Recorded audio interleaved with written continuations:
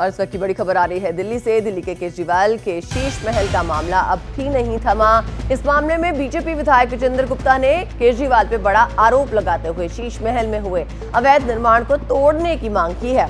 चिट्ठी में लिखा गया है कि जिस सरकारी आवास को शीश महल बनाया गया उसको उसकी मूल स्थिति में बहाल किया जाए और आसपास की सरकारी संपत्तियों पे अतिक्रमण को बिना देरी के हटाया जाए। विजेंद्र गुप्ता ने जल्द कार्रवाई की शीश महल पर मांग की है और केजरीवाल ने सरकारी आवास को 5 गुना बढ़ा दिया था, ये कहा है। उन्होंने चिट्ठी लिखी है और कहा है कि आसपास की सरकारी संपत्तियों पर अतिक्रमण को बिना देरी के हटाया जाए और उन्होंने ये भी साफ कर दिया है कि मौजूदा सीएम अब शीश महल में नहीं रहेंगे।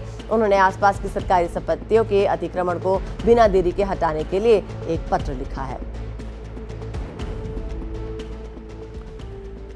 अब आपको ग्राफिक्स के जरिए बताते हैं विजेंद्र गुप्ता की चिट्ठी की बातें क्या क्या, यानी कि विस्तार से क्या बातें उन्होंने कही हैं। सबसे पहले उन्होंने कहा कि केजरीवाल ने सार्वजनिक संपत्ति का दुरुपयोग किया है। शीश महल एक ऐसा मुद्दा जिसको लेकर बीजेपी काफी हमलावर रही है। अवैध अनैतिक तरीके से आवास को शीश महल में बदला गया। अतिक्रमण की बात भी इसमें की गई है। बिना मंजूरी सरकारी आवास में बदलाव किए गए, यानी कि जो उसका मौलिक स्ट्रक्चर था उसमें बदलाव कर दिए गए। 10,000 वर्ग मीटर के घर को 50,000 वर्ग मीटर का बनाया गया, ये बात भी इस चिट्ठी में लिखी गई है। आसपास की सरकारी संपत्तियों पर अवैध कब्जा किया गया, अवैध कब्जे की बात भी है। 8 फ्लैट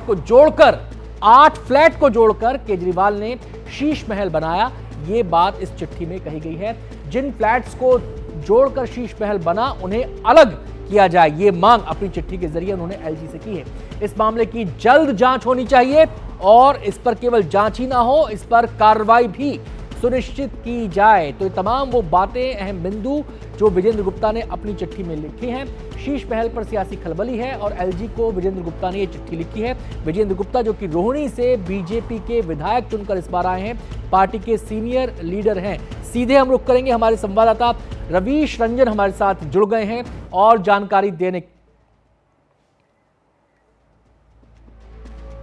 तो रवीश रंजन हमारे साथ जुड़ गए हैं इस मामले पर और बातचीत करने के लिए, जानकारी देने के लिए। रवीश, चुनाव से पहले यह मुद्दा खूब गरमाया, इस पर खूब सियासत हुई, लेकिन ये चिट्ठी बताती है कि चुनाव के बाद भी बीजेपी इसे एक सिंबल के तौर पर लोगों के सामने रखना चाहती है। जो बीजेपी कहती थी कि शीश महल में भ्रष्टाचार हुआ, शीश महल को एक अरविंद केजरीवाल के साथ जोड़ा गया, एक सिंबल के तौर पर लोगों की जहन में ताजा रखना चाहती है। क्योंकि जो केजरीवाल साहब हैं वो जब सत्ता में जब तक नहीं आए थे तब तक वो यही कहते थे कि वो कोई बड़ा बंगला नहीं लेंगे और एक नैतिक जमीन पर जो है वो सियासत करने की उन्होंने कोशिश की। तो ये शीश महल जो है वो एक बहुत बड़ा, एक आप कह सकते हैं कि धब्बा है उस सियासत पर, और यही वजह रहे कि इसका उपयोग जो है वो भारतीय जनता पार्टी ने आम आदमी पार्टी पर सियासी हमला करने के लिए कई बार इस्तेमाल इसका किया। और अब इस शीश महल का क्या भविष्य होगा ये नई सरकार तय करेगी, लेकिन निश्चित तौर पर कल भी जैसा कि हमने देखा कि वीरेंद्र सचदेवा का पहले बयान आया, उन्होंने ये कहा कि इस शीश महल में कोई नई चुनी हुई सरकार का मुख्यमंत्री नहीं रहेगा। विजेंद्र गुप्ता ने अब चिट्ठी लिखी और ये कहा है कि इस प्रॉपर्टी को, जो शीश महल है, उसको मूल स्थिति में बहाल किया जाए।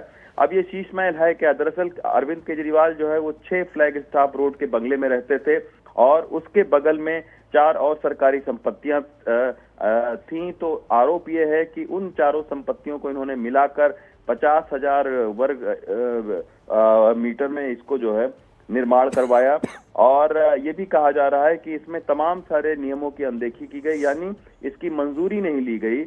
एक मरम्मत के नाम पर इसका निर्माण का काम शुरू किया गया और फिर एक नया एकदम ढांचा खड़ा कर दिया गया। तो यही वजह है कि अब नई सरकार जो है वो पहले ही बोल चुकी है कि एसआईटी का गठन किया जाएगा और शीश महल समेत जितने भी भ्रष्टाचार के आरोप लगे हैं केजरीवाल सरकार पर, उन सब की जांच की जाएगी। लेकिन अभी ये पता नहीं है कि इसका भविष्य क्या होगा, इसको क्या म्यूजियम में तब्दील किया जाएगा या इसकी जो मूल स्थिति में इसको बहाल किया जाएगा, किस तौर पर ये रहेगा। अब इसके ऊपर में देखना है कि नई सरकार इस शीश महल के ऊपर में क्या फैसला लेती है। बहुत बहुत शुक्रिया रवीश आपका इस पूरी जानकारी के लिए।